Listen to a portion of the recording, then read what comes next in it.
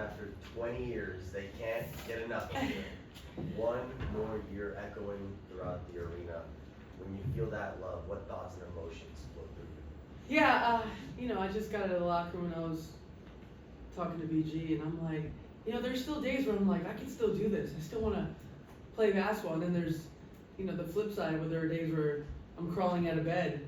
And that's, I guess, a struggle you have when you get to this point in your career.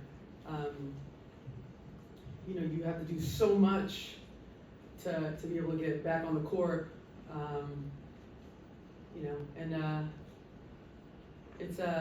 It's bittersweet in a lot of ways.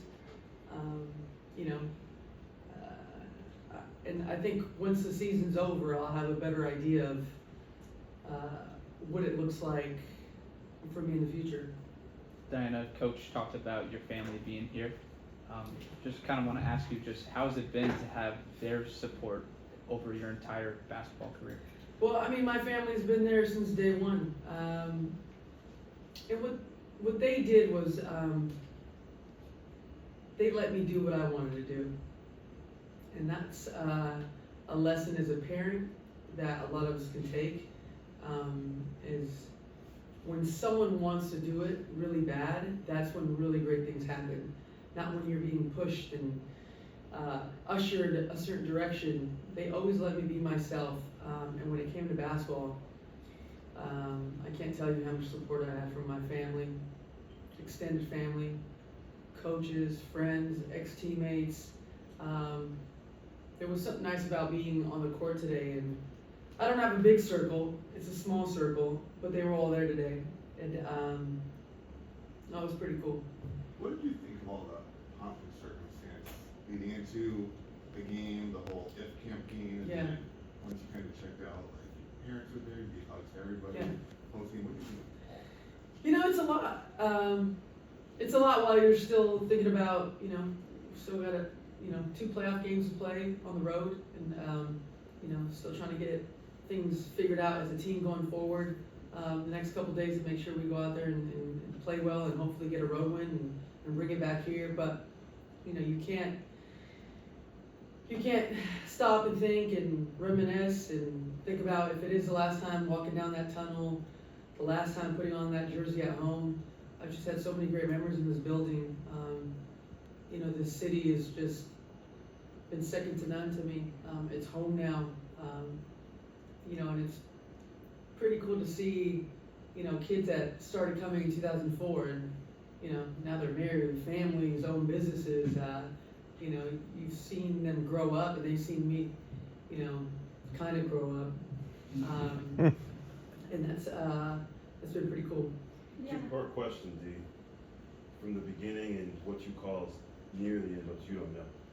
So how important was it to get that embrace from Gino Yeah. right there, of course, to start what is your legendary career at UConn? And then second part is, how important is it to have 20 years as a motivating factor possibly from Kobe, what he did with the Lakers? Coach means the world to me. I got to Connecticut as an 18-year-old that didn't really know much, but thought she knew a lot. And he quickly told me I didn't. And he let me know that every day, because he knew if I could just scratch the surface of where he thought I could go, something special could happen. And 20 years later, to still have his love, his friendship, his mentorship, his family. I looked over and he was chatting with my dad in Italian. It felt like my home visit 20 years ago in Chino. And my mom kicking my dad underneath the table, like, shut up. You're drinking wine. All those memories start coming back to you. And Kobe set the bar, to be in one place for 20 years. You could probably handpick that many people that have played for one team for that long. And it's not easy being in one place for 20 years. It's a long relationship of, ups and downs and compromise, and I don't like this and I don't like that. But at the end of the day, this franchise, through my ups and my downs, always had my back, and I always try to pay that back by coming back a better player, a better teammate, and, you know, in that sense, I've been really lucky. You mentioned you talked about growing up, and you're out there with 2 children, your wife's Yeah, sitting in the crowd. Yeah. Yeah, you've grown up. I mean, Yeah. can you put that in perspective a little more from 04 to 24? yeah, you know, I've built a life here. I built a family, a home. You know, this place has given me so many amazing relationships that I'll take with me forever. You know, whether I come back next year or not, I'll always be a part of this franchise.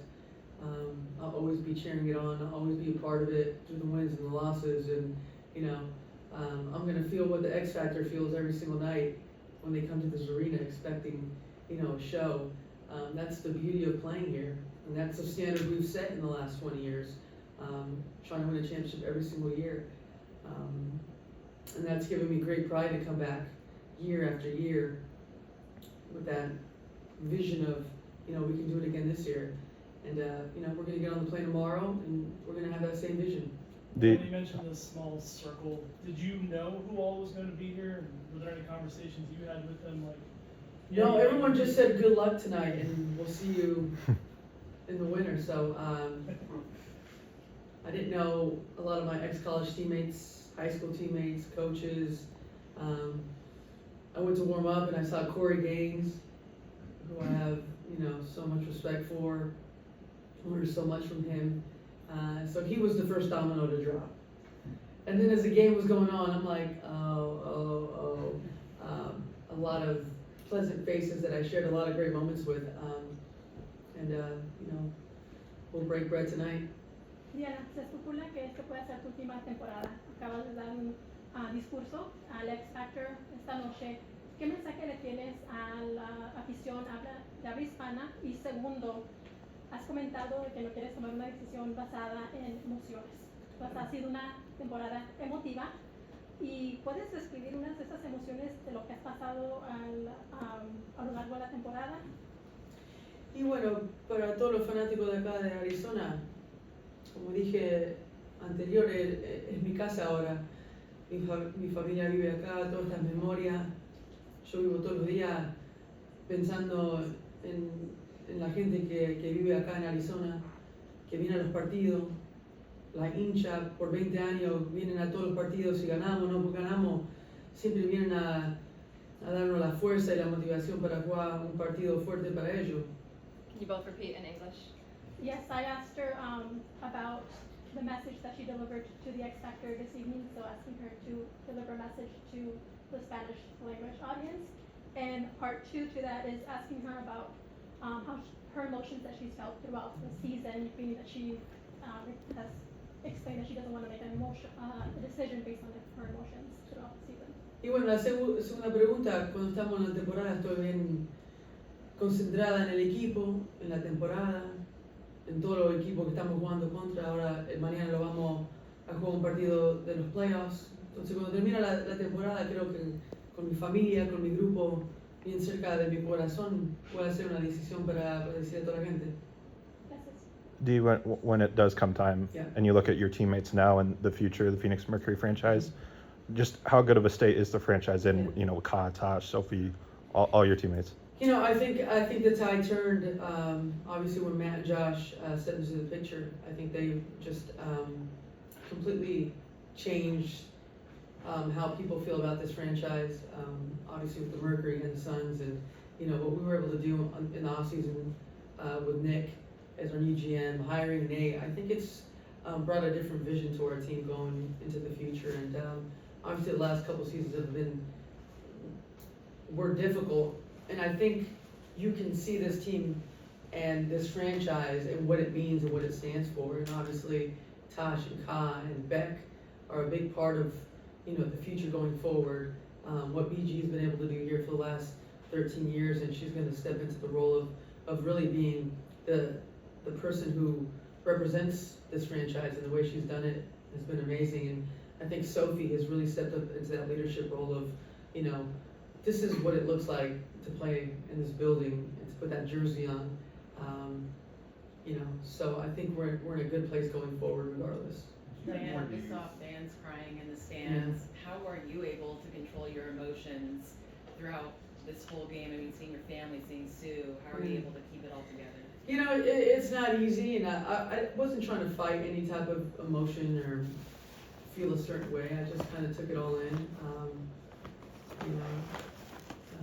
was trying to focus on the game a little bit too,